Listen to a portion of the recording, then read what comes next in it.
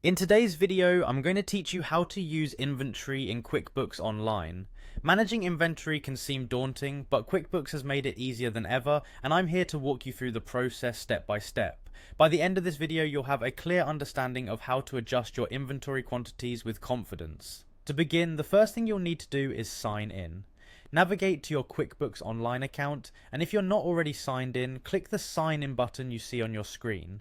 Signing in is straightforward and generally the same across various websites, so enter your username and password to gain access. Once signed in, locate and select the QuickBooks Online option. This is essential because QuickBooks Online is where all your financial and inventory data are housed.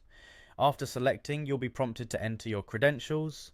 Be sure to type them in accurately, and then click Continue to proceed. This ensures that you're getting into the correct account and have access to all the features we need today.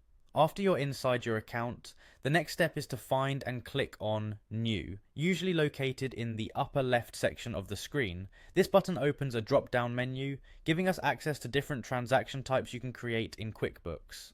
One essential aspect of efficient inventory management is maintaining accurate records of what you have on hand. In the drop-down menu that appears, head over to Other, then click on Inventory Quantity Adjustment. This feature allows you to adjust the numbers to match the actual quantity of items in your inventory. It is particularly useful if there are discrepancies between your recorded quantities and what you physically have available.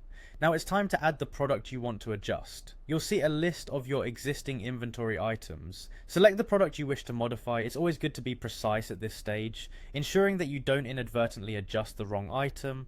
Next, you'll specify the quantity adjustment. In this section, type in the new quantity of the product you've selected. This could mean increasing or decreasing the amount based on what you've physically counted in your stock. Finally, after you've made these changes, click on Save and Close. This action will save your adjustments and update your inventory records accordingly. Make sure to review everything before saving so that errors do not occur and your records remain as accurate as possible. And there you have it. A streamlined way to manage your inventory within QuickBooks Online.